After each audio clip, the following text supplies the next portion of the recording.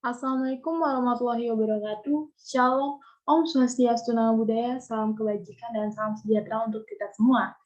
Pada kesempatan kali ini, saya Gabriela Evita Florence Sihombing dengan NIM 2005040024 akan menyampaikan materi mengenai retribusi dan jenis-jenis retribusi. Nah, sebelum kita melangkah lebih jauh mengenai apa itu pajak dan retribusi, perlu kita ketahui bahwa pajak maupun retribusi merupakan salah satu sumber pendapatan bagi pemerintah pusat maupun pemerintah daerah yang sangat penting untuk membiayai pembangunan dan melaksanakan pemerintahan. Jadi, mengenai pajak dan retribusi itu benar-benar sangat berpengaruh dan sangat penting untuk pemerintah pusat maupun pemerintah daerah. Kemudian, apa sih perbedaan pajak dan retribusi? Perbedaan pajak dan retribusi dapat kita lihat secara mendetail kepada pengertian pajak dan retribusi, tujuan adanya pajak dan retribusi, serta pihak yang berwenang memungut pajak dan retribusi. Pajak sendiri adalah pungutan wajib yang dibayar rakyat untuk negara dan akan digunakan untuk kepentingan pemerintah dan masyarakat umum. Dari hal tersebut, jika rakyat membayar pajak tersebut, maka rakyat akan mendapatkan atau merasakan sebuah perubahan-perubahan yang ada di lingkungan sekitarnya. Contohnya, seperti jika kita membayar pajak, kita akan merasakan bahwa jalan yang biasanya bolong-bolong, jelek, itu akan diperbaharui, ditambal. Itu untuk tujuan dari pajaknya sendiri. Kemudian, pihak yang berwenang untuk memungut pajak adalah yang mana di sini pemerintah memiliki wewenang untuk memungut pajak. Karena pajak ini kan merupakan salah satu hal yang berguna untuk kepentingan masyarakat. Kemudian adanya retribusi. Retribusi merupakan pungutan daerah sebagai pembayaran atas jasa atau pemberian izin tertentu yang khusus disediakan dan atau diberikan oleh pemerintah daerah untuk kepentingan orang pribadi atau badan. Jadi, retribusi ini lebih mengarah kepada pungutan pemerintah daerah. Tujuan adanya retribusi adalah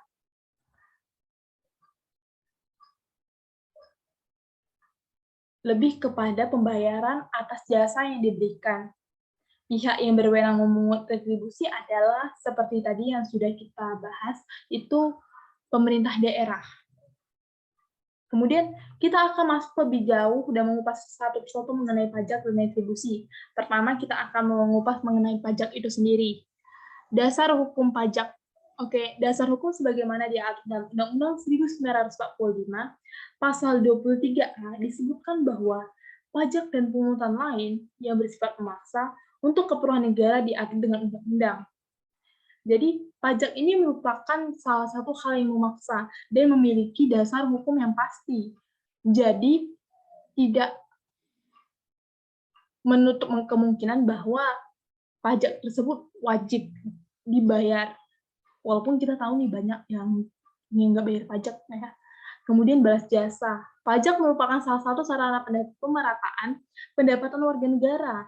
Jadi, ketika membayar pajak dalam jumlah tertentu, Anda tidak langsung menerima manfaat pajak yang dibayar, yang akan Anda dapatkan berupa perbaikan jalan raya di daerah Anda. Contohnya, itu aspal-aspal yang bolong-bolong itu diperbaharui atau ditambal. Kemudian BPJS Kesehatan, itu kan BPJS Kesehatan itu memang diambil dari setengah penghasilan kita, tetapi itu ada juga dipenuhi dengan pembayaran pajak. Kemudian adanya beasiswa. Jadi adanya beasiswa dalam negeri dan luar negeri yang disediakan oleh pemerintah itu berasal dari pajak yang kita bayar selama ini. Kemudian ada objek pajak. Apa sih objek pajak? Objek pajak ini bersifat umum. Contohnya pajak penghasilan, pajak barang mewah, pajak kendaraan bermotor. Barang-barang mewah itu pasti mereka memiliki pajak. Kemudian pajak kendaraan bermotor, pasti. Saudara-saudara di sini atau teman-teman di sini pasti pernah membayar pajak kendaraan bermotor. Nah, hal tersebut merupakan salah satu bentuk dari objek pajak.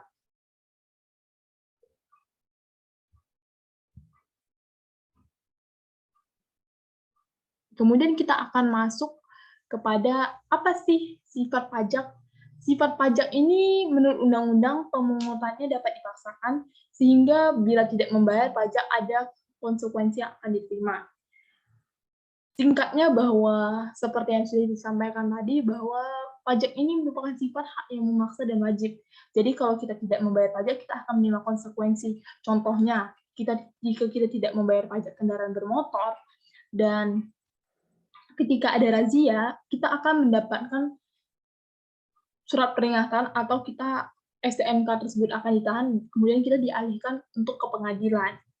Itu salah satu bentuk tegas. Kemudian adanya lembaga pemungut, berdasarkan lembaga yang memungutnya, pajak dapat dibagi menjadi dua, yaitu pajak negara yang pemungutannya dilakukan oleh Direktorat Pajak dan pajak daerah, yang pemungutannya dilakukan oleh organisasi perangkat daerah, yang ditunjuk misalnya Badan Pendapatan Daerah atau Dinas Pelayanan Pajak. Kemudian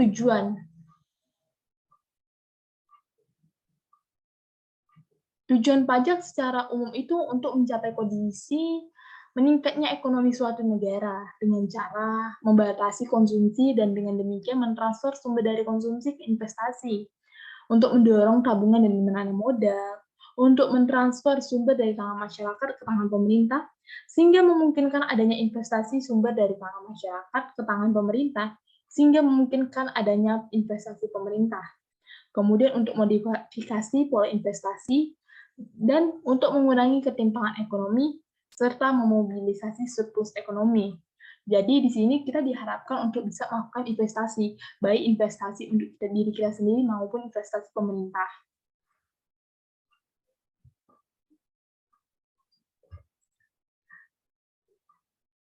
Kemudian kita akan masuk ke dalam retribusi. Nah, dasar hukum retribusi adalah retribusi dipungut berdasarkan peraturan pemerintah, peraturan menteri, atau peraturan daerah. Kemudian ada yang namanya balas jasa. Balas jasa kepada wajib retribusi dapat dirasakan langsung. Misalnya, retribusi kebersihan sampah. Manfaatnya dapat dirasakan langsung dengan diangkutnya sampah wajib retribusi oleh petugas. Di sini kan ada tong-tong sampah atau tempat-tempat sampah yang pada waktu siang, pagi, atau sore hari akan diambil oleh petugas sampah. Di situ merupakan salah satu bentuk retribusi, di mana jika kita kan membayar pajak daerah ini, kita kan membayar retribusi ini. Kemudian kita akan langsung mendapatkan manfaatnya tersebut. Kemudian adanya objek retribusi. Objek retribusi ini adalah orang atau badan yang menggunakan atau mendapatkan jasa atau izin yang diberikan oleh pemerintah. Jadi mereka ini adalah orang-orang yang mendapatkan atau diberikan izin oleh pemerintah untuk melakukannya. Kemudian sifat retribusi ini dapat dipaksakan dengan sifat yang ekonomis, hanya kepada orang atau badan yang menggunakan atau mendapatkan jasa atau izin yang diberikan oleh pemerintah. Jadi intinya untuk objek dan sifat retribusi ini mereka sifatnya memaksa dan harus adanya perintah atau izin dari pemerintah untuk mereka melakukan hal tersebut. Kemudian ada yang namanya lembaga pemungut. Retribusi dipungut oleh pemerintah daerah. Kemudian tujuan retribusi memiliki tujuan untuk memberikan jasa atau izin kepada masyarakat sehingga mereka dapat melaksanakan kegiatan mereka serta mendapatkan pelayanan dari pemerintah. Jadi kalau kita membayar retribusi, kita akan mendapatkan pelayanan dari pemerintah tersebut. Kemudian ada unsur yang melekat pada retribusi. Apa sih? Pungutan retribusi harus berdasarkan undang-undang. Sifat pungutannya tidak dapat dipaksakan, pemungutannya dilakukan oleh negara, digunakan untuk pengeluaran bagi masyarakat umum, serta kontraprestasi atau imbalan langsung dapat dirasakan oleh pembayar retribusi.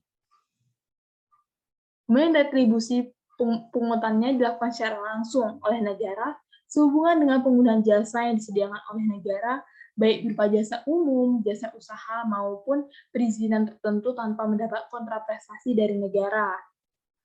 Retribusi juga didasarkan atas peraturan-peraturan yang berlaku, umum, dan untuk menaatinya yang bersangkutan dapat telah dipaksa. Cara bayar retribusi ini pun bermacam-macam, bisa berupa uang, materai, adapun dengan leges.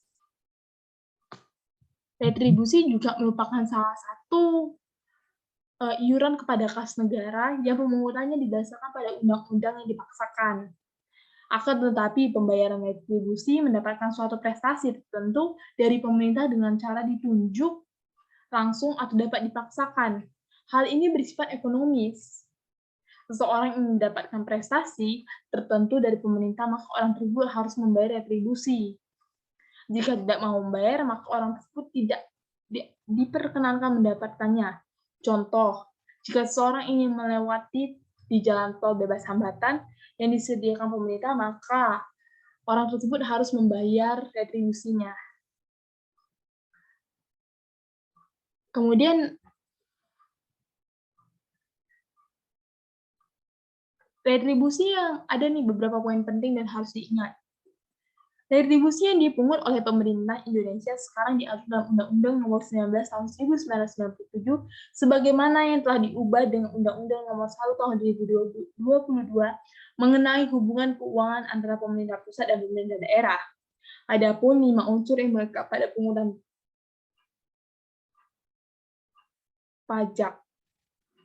Kemudian kalau mengenai, jadi ini nih poin-poin penting ini udah gabung antara retribusi dan pajak. Nah, makanya dibedakan ini yang sebelah kiri retribusi, sebelah kanan pajak. 5 unsur yang melekat pada pungutan pajak itu, pembayaran pajak harus berdasarkan undang-undang, sifatnya dapat dipaksakan karena didasarkan pada undang-undang, tidak ada kontraprestasi atau imbalan yang langsung dapat dirasakan oleh pemungut pajak dipungut oleh negara, baik oleh pemerintah pusat dan daerah, pajak digunakan untuk membiayai pengeluaran-pengeluaran umum, baik untuk pengeluaran rutin maupun pembangunan bagi pendengar masyarakat. Jadi, pajak ini, kalau retribusi kita langsung mendapatkan kontraprestasi atau kita langsung merasakan imbalannya. Kalau pajak ini kita akan lama mendapatkan imbalannya. Contohnya, kalau kita membayar pajak, kita tidak serta-merta kayak jalan tol itu langsung diperbaharui, pasti mereka melewati tahap-tahap. Tetapi kalau retribusi, kita akan langsung mendapatkannya.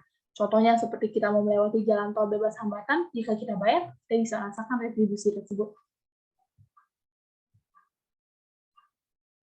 Kemudian ada unsur yang melekat pada retribusi, yaitu pungutan retribusi harus berdasarkan undang-undang, sifat pungutannya dapat dipaksakan, pemungutannya dilakukan oleh negara, digunakan untuk pengeluaran bagi masyarakat umum dan kontraprestasi atau imbalan langsung dapat dirasakan oleh pembayar. Retribusi. Nah, ini nih 5 unsur yang melekat pada penggunaan pajak ini saya isi cuma sebagai bentuk kayak kita bisa melihat perbedaannya gitu, perbedaan antara unsur yang melekat pada retribusi dan unsur yang melekat pada pungutan pajak. Banyak nih kan perbedaannya. Nah, itulah bisa teman-teman semua lihat dan teman-teman pahami.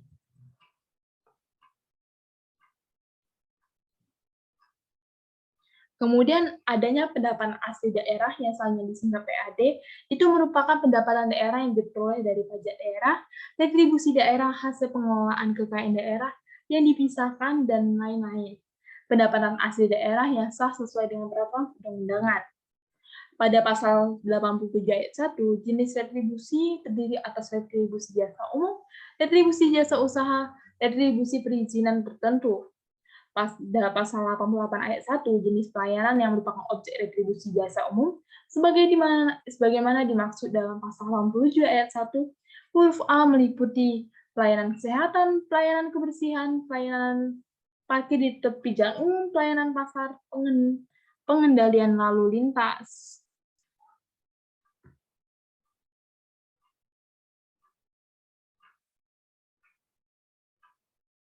Oke, kita sudah habis nih. Kita udah mengupas tuntas mengenai pajak dan retribusi itu sendiri.